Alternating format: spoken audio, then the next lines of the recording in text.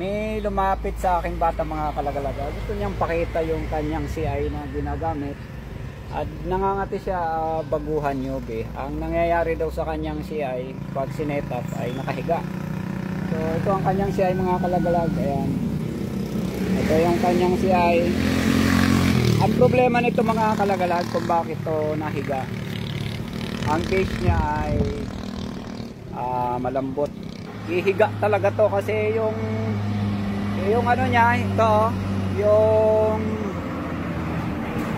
bahayan niya napakaliit, talagang higa ito. Dapat ang mga bahayan natin nasa 0.5 cm yan, mga ganyan lang. Pag ganito higa talaga yan. Kaya nung pinubukan niya with ring na tanso, so yan, gusto niya sanang mga kaso nga nakahiga yung kanyang CI. Ito, dalawang klase ng CI. Kaso malalambot yung pakagawa ng base, kaya sabi niya nahiga daw yung mga silo, hindi makatayo. Tingnan niyo ito mga idol, yung base niya tatlong pirasong 140. Kaya siyempre tendency hindi tatayo yung silo. Parang mabigat pa yung silo sa base, kaya yung silo mga kalagalag merong ano tawag nito, with ring na tanso.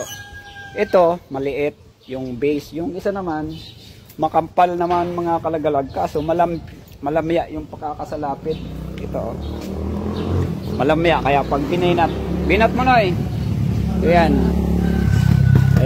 binat mo, ayan, ganun yung nangyari sa CI na ng bininat. Ayan, nakahiga lahat.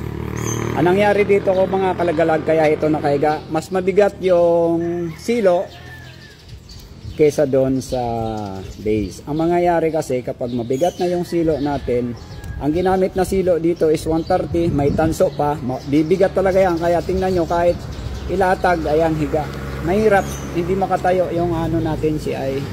So mangyayari tinoy, yung CI mo na reject na to, tsambahan to makahuli. Ayan, nakahiga lahat mga idol dito lang ditong CI ko mga kalagalag, meron akong dala dito. Ito, makapal ang ano nito, makapal ang base niyan. Kung ilalatag natin tong camouflage na to, box type, ay siguradong tayong tayo ito. Kaya yung itong T-boy, ito noy,